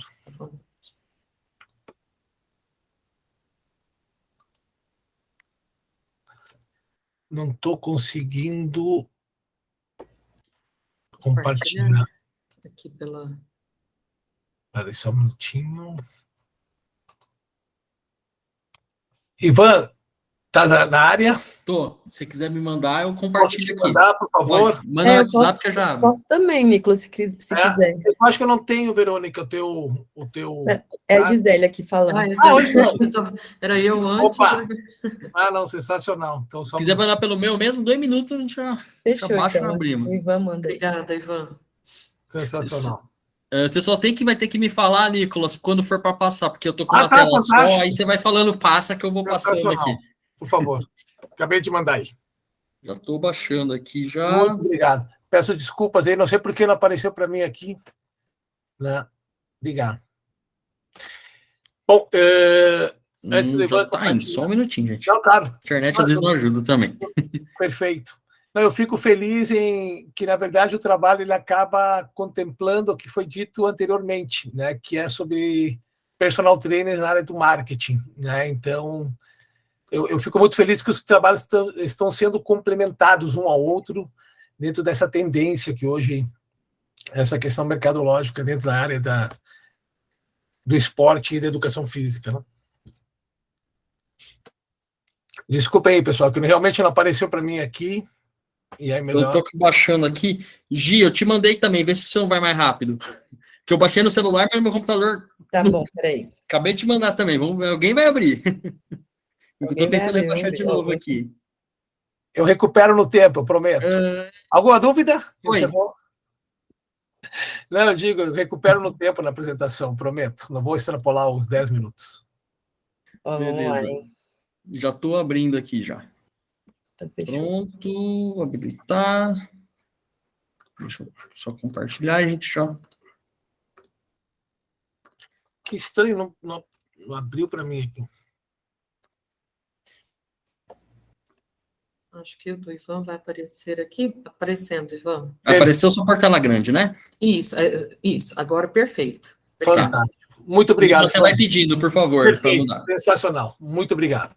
Bom, pessoal, peço desculpas, esses 2 minutinhos, agradeço novamente o Ivan, a Gisele. Então, esse trabalho, né, ele foi feito um trabalho em conjunto com a Universidade Lusófona de Lisboa, e atualmente eu estou fazendo pós-doutorado no GPCOM, junto ao professor Ari, né, Rocco, né, na USP. Né? Então, nós desenvolvemos um trabalho que é intitulado Medindo o Engajamento nas Redes Sociais, um estudo dos conteúdos postados pelos personal trainers portugueses. Pode passar, por favor, Ivan? Bom, o que todo mundo já colocou nas apresentações anteriores, já vou ser bem direto, as redes sociais estão a tornar-se, vou falar o português de Portugal, né, porque a apresentação foi feita pelos meninos de Portugal, né, então as redes sociais estão a tornar-se rapidamente um método dominante para a comunicação em todo o mundo. Quando conseguem responder às solicitações de atendimento do cliente nas redes sociais, acabam por criar mais engajamento. Né? Por favor, pode passar. Então, pessoal, o que é engajamento? Né? Acho que todos aqui sabem o que nós estamos falando. Né? Não adianta única e exclusivamente nós postarmos, né, nas redes sociais, nas mídias sociais, nos nossos canais oficiais, e não termos um engajamento, não termos uma interação e realmente não for efetivo, né, essa determinada comunicação, né, que nós temos e principalmente o nosso objetivo junto ao nosso público-alvo, né? Então, com o avanço das tecnologias e plataformas, a interação com os consumidores está cada vez mais facilitada e mais eficiente através das mídias sociais. Pode passar, por favor, Ivan. Então, rapidamente, então, o trabalho, obviamente, em 10 minutos não tem como apresentar, pode ir passando tudo. Então, nós, dentro do artigo, né, do trabalho, nós trabalhamos com engajamento, com marketing de relacionamento, que é fundamental para os personal trainers, como o professor Ari colocou anteriormente. Hoje, talvez a principal mídia social é o Instagram. Claro que a gente tem o LinkedIn, mas ainda não tem uma acessibilidade muito grande. Na Europa é muito mais forte o LinkedIn do que no Brasil, né? Mas o Instagram ainda já praticamente, em termos de engajamento, já está superando, né, o Facebook. Então, dentro disso é muito importante para os personal trainers terem esse conhecimento também de marketing esportivo, né, dentro de toda essa questão de dispositivos eletrônicos e de treinos online, que a partir da pandemia, né, acabou decorrendo em relação a isso. Pode passar, por favor, Ivan? Então, o que é engajamento? Né? É um construto multidimensional que pode compreender elementos cognitivos, afetivos e comportamentais. Descreve uma faceta importante das conexões ou interações que os indivíduos ou organizações podem ter e são incentivados através das redes sociais. Ou seja, quando realmente eu tenho essa relação, né, essa troca, vamos colocar assim, entre aquele que é o emissor da mensagem e o seu receptor, e a audiência. Isso é engajamento, onde existe uma interatividade e uma correspondência entre as partes. Por favor, Ivan, pode passar? Bom, qual foi o objetivo desse trabalho, então? Medir o engajamento do conteúdo postado por personal trainers portugueses no Instagram, além de classificar e identificar os conteúdos que geram mais engajamento pelos personal trainers. Os objetivos específicos classificar as estratégias de marketing digital utilizadas pelos personal trainers em Portugal, à luz das teorias atuais, identificar os conteúdos que geram mais engajamento no Instagram e nas áreas do personal trainers em Portugal, e explicar os fatores que geram mais engajamento em determinados conteúdos no Instagram na área dos personal trainers em Portugal. Por favor, Ivan. A definição do método foi, pode passar, por favor. Estou tentando recuperar o tempo aqui para não atrasar os outros, tá? Bom, primeiramente, então, nós fizemos a pesquisa sobre o tema, depois definimos os objetivos, fizemos a identificação das teorias dos conceitos, as palavras-chave para elaborar o tópico seguinte, elaboramos a matriz de observação e registro dos posts. Por favor, tem mais algum? Isso. Coletamos os dados da amostra, fizemos a análise dos posts, análise estatísticas, o cálculo das métricas de engajamento e estudos comparativos dos posts com as teorias. Como é que nós medimos, né, a questão do engajamento, né, a média de engajamento dos fãs, vamos colocar assim, ou da audiência? Nós pegamos os números de likes, mais os comentários, mais os compartilhamentos, dividimos pelo número de seguidores e multiplicamos por 100. Essa é a conta para vermos o nível de engajamento que hoje se tem no Instagram e em outras mídias sociais. Por favor, Ivan, pode passar? Os resultados, então, sendo bem especificamente bem direto, né? Bom, nós colocamos como para caracterizar a amostra, antes de mais nada, PT, como se fosse personal trainer ou Portugal, né, o motor da pesquisa dessa rede social. Nós fizemos... Como nós selecionamos, então, os personal trainers em Portugal? Aqueles que tinham mais de 10 mil seguidores, né? E acabamos selecionando 20 personal trainers. Então, aqui a foto dos 20, né? E foram esses 20 personal trainers, a análise das suas postagens no Instagram, que foram analisados. Por favor, Ivan. Aí dentro de Portugal, né, nós tivemos 75% do centro do país e 25% do norte do país. Essa foi a nossa amostra. Por favor. Bom, então nós escolhemos, obtivemos 127 posts, com 61 posts na primeira semana e na segunda semana com 66 posts. Nós fizemos uma coleta de dados de 2 semanas. Por favor. Bom, aí nós fizemos as categorias de análise. Relacionamento com os seguidores, saúde e venda de produtos. Essa foi justamente as nossas métricas, vamos colocar assim, os nossos parâmetros, para analisar qual foi realmente o nível de engajamento que os personal trainers tiveram no seu Instagram. Por favor, Ivan. Bom, dentro dessa pesquisa nós tivemos aqui, nós podemos perceber que tanto na primeira semana quanto na segunda semana, e aí sempre nós colocamos que nas discussões anteriores, os trabalhos anteriores, já sendo bem objetivo, a gente fala muito de online e offline, na verdade tudo online, ou seja, não se exclui tanto o offline quanto o online. Hoje a televisão ainda é o grande veículo de comunicação, se nós falamos para precisar, é claro que existe second screen, segunda tela, esse coisa e tal, mas os meios ainda não acabaram. Então, o que a gente tem que pensar com relação a isso, vendo esses dados? É que saber que única e exclusivamente ter um Instagram e não saber o que postar e não saber como se comportar dentro do Instagram, ele pode não gerar o engajamento que o personal trainer está esperando. Se nós vamos realmente preparar, relação com o consumidor é o que realmente dá engajamento. Quando você publica para o consumidor, quando você interage com ele, quando você coloca o quiz, ou quando você dá dicas, ou quando você pede opinião, e assim, esse é o relacionamento com o consumidor. Agora, quando a gente fala em questões de saúde, por exemplo, propriamente mostrando como o personal trainer praticamente sendo, se olhando no espelho, mostrando realmente como ele tem uma alta performance, ou venda de produtos, nós podemos ver aí que gera um baixo engajamento. Por favor, Ivan. Já estou indo aos finalmente. Pode passar, por favor, aí já foi exatamente aquilo que eu falei, depois eu posso compartilhar o trabalho final. E já vamos para a conclusão, então. O conteúdo dos posts de orientação de... Opa, pode... Isso. Muito obrigado. O conteúdo dos posts de orientação de marketing do personal trainer no Instagram influenciam a taxa de engajamento do público no Instagram, que pode ampliar, assim, a compreensão da alta apresentação e da marca do personal trainer no ambiente digital. O envolvimento do consumidor na forma de likes e comentários difere de acordo com o tipo de conteúdo postado. E nesse estudo identificamos que os conteúdos que buscam relacionamento com os seguidores são aqueles que atingem as taxas de engajamento mais altas. Estes resultados confirmam os achados por Schultz e no que diz respeito, que descreve a vivez e a interatividade, relacionamento com os consumidores como fatores que mais promovem o engajamento. Pode passar, por favor, o último slide. Já estou passando da hora, Verônica, eu estou finalizando, é o último. A pesquisa colabora com o avanço da compreensão do comportamento dos consumidores nas redes sociais e os seus processos de gratificação e sugere que as estratégias de marketing digital baseadas na teoria do comportamento, no modelo de continuidade psicológica, podem ter maior sucesso quanto ao engajamento do público. Né? Então, para finalizar, pode passar a última, por favor, Ivan? Entretanto, ainda existe muito a estudar. Não, por favor, pode deixar assim mesmo. Então, só para concluir, esse trabalho foi realizado, então, por Afonso Jerônimo, Gabriela Schrader, Miriam Leão, professor doutor Alain Ferreira e por mim aqui no Brasil, tá bom?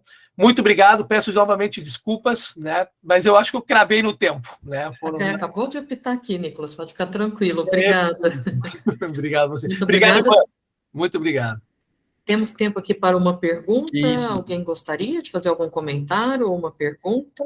Eu vou comentar, então. Eu acho que os resultados ali do conteúdo, acho que é muito, muito rico, Nicolas. Parabéns para vocês, porque você vê, a pessoa acha que ela vendeu o produto dela, vai dar resultado, quando não é. Ninguém vai comprar porque ela tá falando compre, né? Que era aquela ideia do marketing mais tradicional, né? Compre meu... Cara, não, é tipo, a pessoa quer isso, quer interação, o que você acha daquilo, né? Acho que isso são resultados muito ricos ali para a gente embasar outras pesquisas, até mesmo o pessoal que está realmente na prática. Então, acho que parabéns pela pesquisa aí, acho que é muito interessante ver que às vezes a gente imagina que é uma coisa e a pessoa, às vezes o profissional, né, o cara que está ali na ponta mesmo, ele vai achando que é um conteúdo, eu quero dar conteúdos de saúde, conteúdos mais técnicos, e as pessoas não querem isso, né? Elas querem quase o lifestyle, a vida, ou essa interação, né? Isso é interessante mesmo. Parabéns, então. Obrigado, comentando. Muito legal. Obrigada, então. Então, vou passar para o Celso. Acredito que o Celso está aqui também.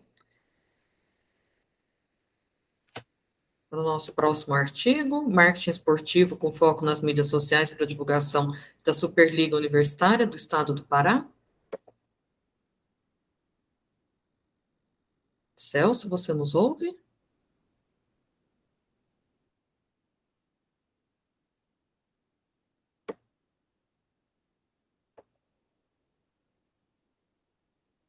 Celso?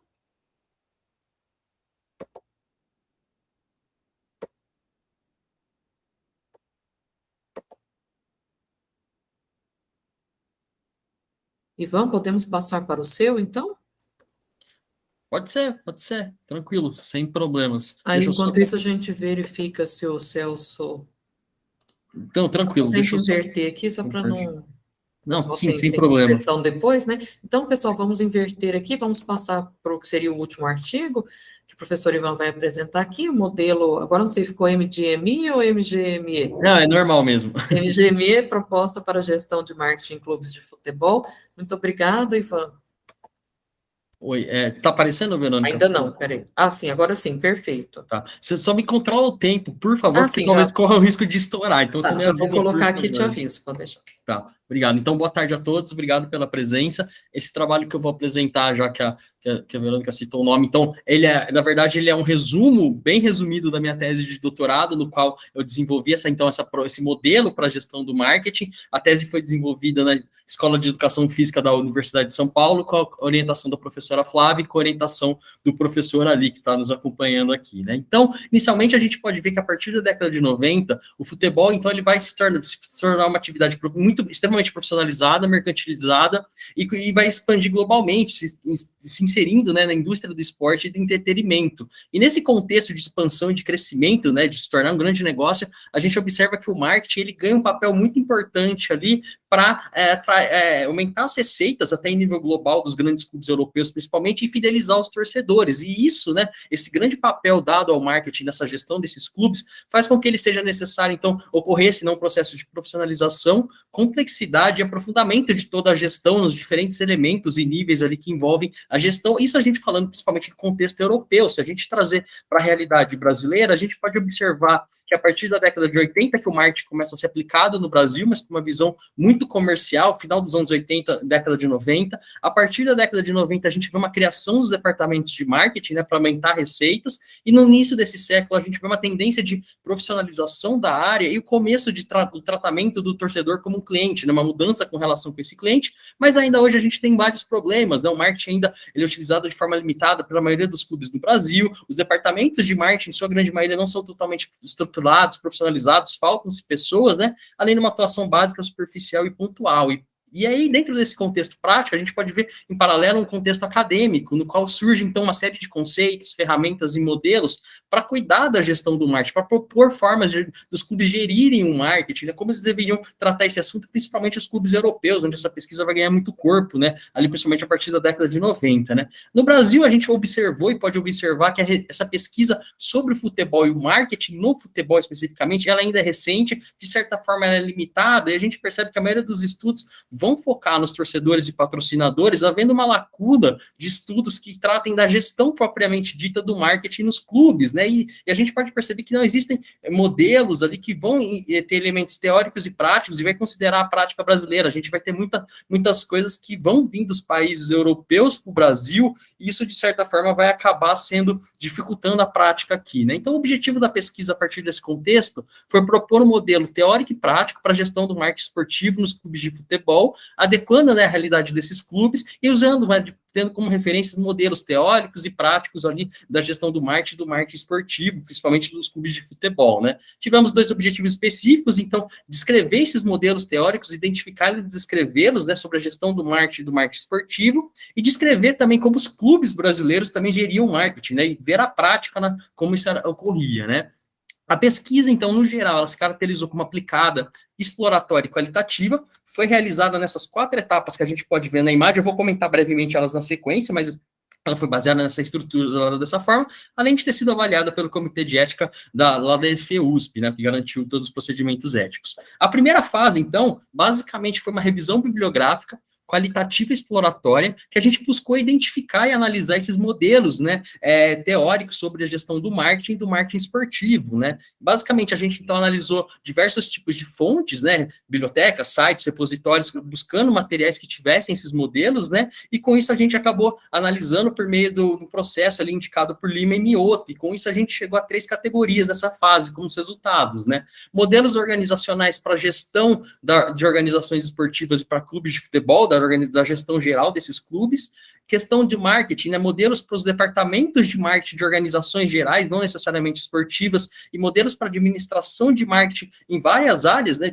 não só no esporte, mas no geral. E dentro do marketing esportivo, nós identificamos, então, modelos para o departamento das organizações, do departamento de marketing de organizações esportivas gerais, né, como era sugerido que os departamentos de marketing fossem organizados em organizações gerais em clubes de futebol, e além de alguns modelos que eu apresento agora na sequência, para a gestão do marketing. Então, a gente identificou 6 modelos ali que indicavam caminhos para a gestão do marketing nos clubes de futebol. Então, modelos ligados à área da administração do marketing geral, baseados na parte comercial, na gestão da marca, no marketing de serviços, no marketing de relacionamento, e além disso, elementos, né, modelos que indicavam a utilização do marketing de experiência e do entretenimento como base para a gestão do marketing como um todo, né? Então, esses foram os resultados da primeira etapa. Na segunda etapa, a gente fez uma pesquisa de campo, né, de exploratória e qualitativa, por meio de entrevistas em profundidades para identificar como os clubes geriam o marketing, né? Basicamente, a população, a ideia era os clubes profissionais, a gente teve que definir uma amostra,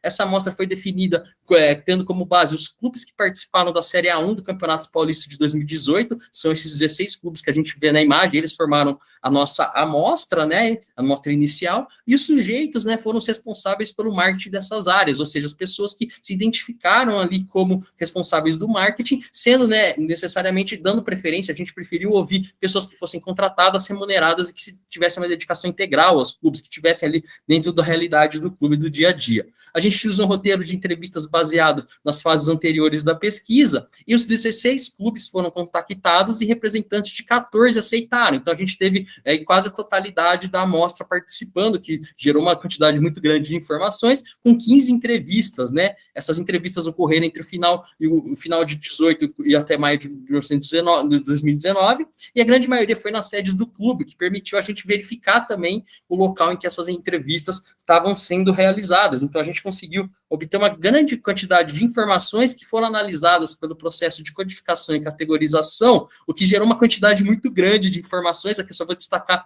as 5 famílias principais, então informações sobre os entrevistados, o processo de planejamento, de estrutura, execução e controle e avaliação da gestão do marketing nesses clubes, né, nesses 14 clubes analisados, né? Então, a gente obteve um painel muito grande com relação aos clubes aqui, a gestão que eles faziam do marketing, né? A etapa 3, então, na sequência do projeto, ela visou comparar, então, os modelos teóricos com os resultados da parte prática, né, para identificar o que tinha de convergente ou divergente entre teoria e prática ali, né? A gente utilizou um método comparativo e utilizou para fazer essa comparação os 4 processos administrativos básicos, né, 4 processos desse: planejamento, estruturação, execução e controle, e 35 itens que foram identificados lá na fase anterior, na etapa 2, né, para fazer essa comparação entre teoria e prática entre os clubes. E aqui eu trago uma síntese, bem síntese mesmo. A gente pode ver com relação ao planejamento, aos itens de planejamento, alguns clubes até que seguiam, então 10 ou mais clubes seguiam esses itens aqui que estão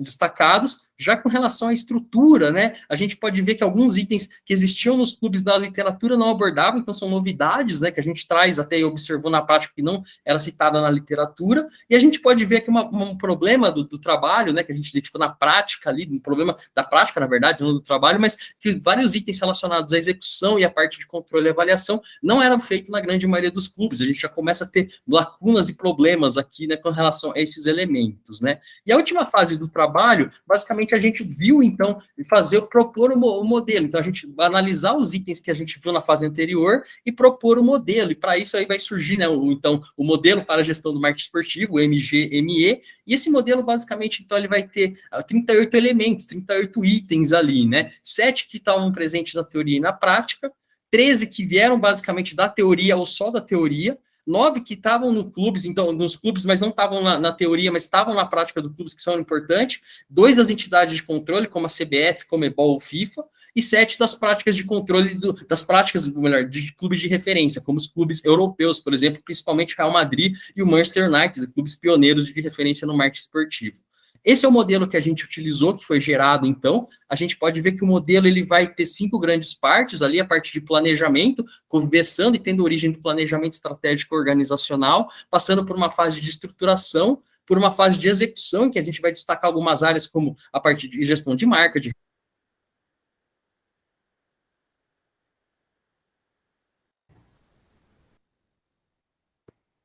Então, modelo muito sofisticado, de marketing que existem em outras áreas, mas no geral a gente não consegue ainda sair do básico, porque o básico, a maioria dos clubes não faziam o básico, não tinham nem das definições básicas de estratégicas, do posicionamento, esse tipo de definição, então a gente ainda tem que propor para os clubes um modelo que em outras áreas ainda é simplório, mas dentro do futebol ele ainda é necessário ter, a partir desses princípios básicos. Indo para as considerações finais, então, a gente pode indicar alguns pontos, como a identificação desses modelos de organizacional e para a gestão do marketing, né? A gente conseguiu identificar vários modelos aí. Essa questão da gente ver um amplo painel, ter várias informações de 14 clubes, como esses clubes geriam o marketing como um todo, e algumas considerações que a gente pode vir desse painel, dessa pesquisa de campo, é que a qualidade e a profundidade dessa gestão do marketing estava relacionada a itens como a importância que a diretoria dava para a área, então tem clubes que não tinha, a diretoria não dava importância, então isso não se desenvolvia. As características do clube, ou seja,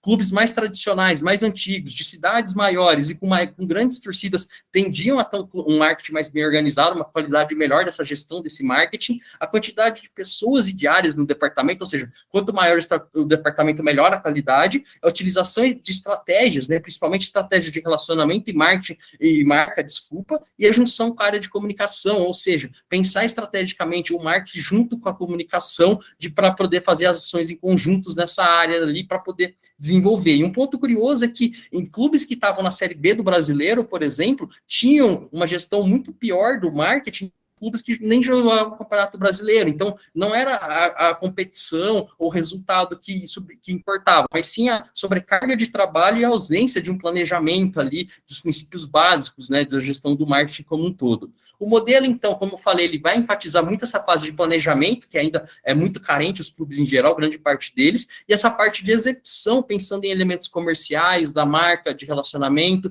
e ações operacionais, como a parte da experiência, que a gente já viu aqui falando da Fórmula 1, de outras áreas, a parte do entretenimento, a parte até de hospitalidade, que são áreas, de certa forma, relegadas pela maioria dos clubes, eles não dão muita atenção na prática e precisa ser observado, né? O modelo, então, proposto, ele pode ser adaptado à nossa ideia e ele pode ser, que eu não detalhei aqui pelo tempo, mas a gente tem propostas ali para clubes de médio e de grande porte, clubes com maior ou menor estrutura, então a gente pode fazer, o modelo ele é adaptável, né? A gente consegue ajustar conforme as realidades. Já como implicações teóricas, a gente entende que o trabalho, a pesquisa, permite ter uma fundamentação teórica que pode ser base para outras pesquisas, a gente expõe diversos modelos para a gestão ali do marketing, de certa forma facilitar o trabalho de muitos pesquisadores, né, e além de ser uma base de dados ali sobre os clubes, né, a gestão de marketing nos clubes de futebol, e a proposta de um modelo, né, que pode servir de base para outras pesquisas, desculpa. E implicações práticas, né, então a gente tem para os gestores, né? Então a gente consegue reunir de uma forma ali organizado diversos conceitos, ferramentas e modelos de gestão que facilita a pessoa que quer buscar essa informação, né? O modelo acaba sendo um guia mesmo prático, né? E ele pode ser aplicado em clubes de diferentes realidades, como eu falei, ele tem uma adaptação ali, a gente propõe isso na proposta do modelo como um todo, né? E a gente observa que diversos pontos ali dos clubes podem ser observados, né? Onde eles erram, onde eles têm mais dificuldade, então isso permite o gestor e outros gestores verem esses problemas, além da questão da gente citar alguns cases internacionais, principalmente do Real Madrid e do Manchester United, né? Então a gente consegue trabalhar com esses clubes ali que são referências mundiais para ter uma base, uma referência. Já quase encerrando com as limitações, a gente não tratou da liderança, até por uma questão do tamanho do trabalho, do tempo, e por observar que não existiam pessoas suficientes para a gente ter processos de liderança. Muitos clubes tinham uma ou duas pessoas só. Como que um departamento de marketing que tem uma pessoa vai ter liderança, né? Então a gente tem essa lacuna no trabalho. A quantidade de temas, principalmente nas entrevistas, a gente teve um volume muito grande de informações, isso acabou limitando, dificultando um pouco a análise. A ausência de literatura sobre algumas temáticas que a gente observou, então isso limita também a discussão, e é claro que a amostra que a gente selecionou, ela é representativa, a gente tem clubes da primeira divisão do Campeonato Brasileiro, a gente tem clubes que só jogam o Campeonato Paulista, a gente tem uma diversidade de clubes ali que foram analisados, mas ainda ela não reflete toda a realidade, talvez a gente tenha realidades muito peculiares no Brasil que não foram abordadas. E, por fim, a gente propõe, então, validar o modelo no futuro, além de aplicá-lo na prática, ver a questão da liderança, tentar entender porque alguns processos não são realizados de gestão, né? É falta de pessoal, é não conhecimento, é falta de interesse, ou eles não fazem sentido para alguns clubes, né? Essa questão do entretenimento, que a gente já comentou aqui na sessão, e do marketing de experiência, se mostrou muito importante, e um ponto que a gente, pelo menos, a nossa ideia é continuar estudando isso, porque isso se mostrou muito relevante, né? Na literatura, e os clubes, alguns já citam que talvez seja um caminho, né? E um ponto interessante é que a gente vê que muitos departamentos de marketing atuam como departamentos de relações públicas, eles atuam mais fazendo relacionamento do clube do que propriamente com o marketing em si. Então é interessante ver esse papel das relações públicas e desses relacionamentos que o marketing acaba gerindo, não sendo a função teórica, vamos dizer, do marketing, mas ele acaba gerindo esses relacionamentos não necessariamente comerciais. Enfim, essas são as referências. Eu espero não ter passado do tempo. Eu falei rápido, eu acho que não deu ruim. Passou um pouquinho. Desculpa. Imagina. Mas é só confirmar se o Celso está aqui. Eu já mandei mensagem, mas tem a pessoa aqui que é o do outro artigo. Se ele não estiver, aí temos tempo para abrir para uma perguntinha aqui. Celso Cardoso, ou quem iria apresentar o artigo Marketing Esportivo com foco nas mídias sociais para divulgação da Superliga Universitária? Não? Acredito que não mesmo. Então, uma pergunta, algum comentário? Nicolas, por favor, fique à vontade, professor Nicolas. Eu vou retribuir a gentileza do Ivan, né, ter me perguntado. Ivan, isso faz parte da tua tese de doutorado, né? Isso é o resumo de uma tentativa de resumir os 4 anos da tese. Não, sensacional, sensacional. E aí uma pergunta já mais técnica, já de mercado. O que tu pensas fazer com esse trabalho agora, a partir de agora, para o mercado? Ou seja, apresentá-lo, ir nas federações, nas confederações, fazer o que com ele? Porque então, isso na verdade, é rico e extremamente importante, né, para uma mudança de gestão, né, de marketing, estratégica de marketing dos clubes, né? É uma curiosidade. Né? Sim, na verdade, sim, o trabalho foi finalizado em 2020, até por causa da pandemia acabou ficando, até eu me embanei, agora que eu consegui realmente vir aqui apresentar no TDG, a gente participa da organização, mas não apresenta os trabalhos, é uma vergonha isso, tudo bem. Mas assim, tá falhando para mim, tá falhando para todos? Para mim tá falhando um pouquinho. Oi, tá me ouvindo? Agora sim.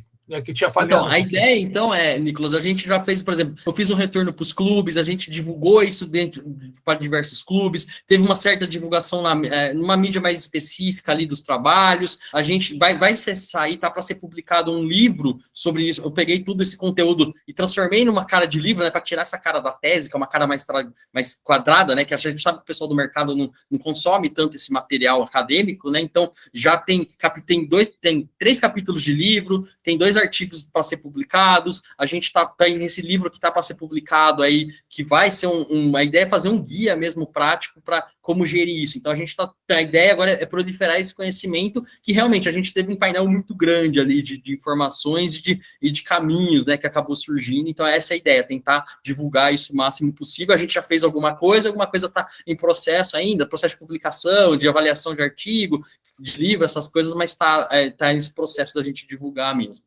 Sensacional. Mas a ideia não é deixar na gaveta mesmo, a ideia é tentar colocar para o mundo o filho aí. Perfeito. Muito bom. E temos aqui, então, mais uma pergunta ou comentário do Elcio. Elcio, por favor. Ivan, parabéns pelo trabalho, certamente um diagnóstico, né, muito, muito rico, né, pegando toda essa gama de clubes qual você acessou, né, muito interessante. Certamente é algo aí que a gente vai verificar nos próximos momentos, né? Legal saber que existe esse seu trabalho. E eu queria te fazer uma pergunta para até tentar entender, né, o que você teve como resultado no final do processo, né? Se o gestor, né, de uma dessas equipes, né, do futebol, ele fosse seguir o manual de um livro de marketing geral, né, ou um livro de marketing específico, o que dentro do modelo que você construiu, ele encontraria de diferente para esses manuais já previamente estabelecidos? Oi, Elcio. Então, na verdade, assim, até um ponto que eu comento ali. Inicialmente, a gente não foge muito, acabou que a gente achou que a gente ia conseguir fugir muitas coisas, assim, sabe, ser muito específico. Vocês estão me ouvindo? Só para confirmar. Tá indo, né? A gente achou que ia ser muito específico, mas não, porque as pessoas não fazem o básico, né? A gente tem esse problema dos clubes de futebol e o marketing dentro deles reflete isso. Mas alguns pontos, como, por exemplo, a questão dos relacionamentos, são muito peculiares os relacionamentos que a gente identificou que o marketing acaba sendo responsável, essa questão toda do entretenimento, da gestão da hospitalidade, da própria marca, né? A marca sendo algo para manter o torcedor fidelizado, essa questão do relacionamento que acaba tendo relação até com a própria marca, mas em geral, então, são peculiaridades assim, que a gente foi, na verdade, agregando de trabalhos e de áreas ali que os próprios entrevistados falavam, né? Citavam, eu estou tentando fazer uma coisa de entretenimento, eu estou tentando trabalhar com a marca, então eles sabem na prática, mas é de trazer, é mais aglutinar esses elementos do que propor coisas novas, e de certa forma, assim, algumas coisas são muito básicas se a gente for tratar com os modelos gerais de marketing, né? Mas a questão é que realmente a gente não pode sair do básico com os clubes, né? A gente tem que, infelizmente, ainda tem um certo. Não adianta, por exemplo, um exemplo que eu sempre cito, eu querer sugerir para o cara fazer metaverso, essas coisas, se o cara não tem 3 funcionários do departamento de marketing, tem um coitado lá que tem que fazer tudo, entendeu? Então, a gente ainda está no nível muito primário ainda, de certa forma, ali, e mesmo em clubes grandes que a gente acha que são mais organizados, ainda tem algumas falhas, né? Então, a gente tem que organizar a casa primeiro, para aí começar a ir inserindo essas coisas, gestão de marca, inserindo gestão de relacionamento, inserindo esses elementos mais aperfeiçoados, vamos dizer, essas questões mais avançadas da gestão, né, mais atuais. Mas ainda, eu senti muito isso no contato dos clubes. Falta muito ainda o básico ainda. Então, por isso que o modelo acaba que fica um pouco refém dessa realidade, e a ideia também é que ele refletisse um pouco isso, mas porque é o básico realmente. E assim, não que as pessoas não saibam o que elas têm que fazer, mas elas não têm condições, ou elas têm que apagar incêndios, enfim, a gente tem uma série de problemas ali que impedem isso, então a gente acabou ficando muito nisso ainda, entendeu? Beleza, Ivan. Obrigado. Valeu, perfeito. Parabéns. Obrigado. Bom, pessoal, então, com 3 minutinhos só aqui, né, conseguimos voltar para a programação. Eu gostaria de agradecer novamente aos autores que apresentaram seus trabalhos, também o professor Ari, que fez seus comentários, contribuições para o nosso avaliador, e também a organização do evento, por disponibilizar o espaço para essa troca de informações, de conhecimento sobre a gestão do esporte, e também agradecer a quem veio nos prestigiar. Professor Ari, gostaria de fazer algum comentário também para encerrarmos a sessão? Não, na realidade, só agradecer a todos os presentes, agradecer sua condução tranquila, Verônica, sem pressão sobre as pessoas, muito respeitosa, e também agradecer a organização do evento, e para a gente uma satisfação muito grande poder ver que alguns pesquisadores, não digo novos no CBGE, né, estão aparecendo tudo, e a gente espera sinceramente que eles continuem com a gente, porque a gente precisa dessa diversidade para crescer como uma área de estudo, tá? Então, agradecer a todos e todas, a você, Verônica, e a organização do evento. Muito obrigada a todos, e não esqueçam, pessoal, a programação segue, né, do evento, esperamos vocês nas outras sessões, tenham uma boa tarde. Boa tarde, pessoal. Só lembrando do GTT de marketing amanhã à tarde, pessoal.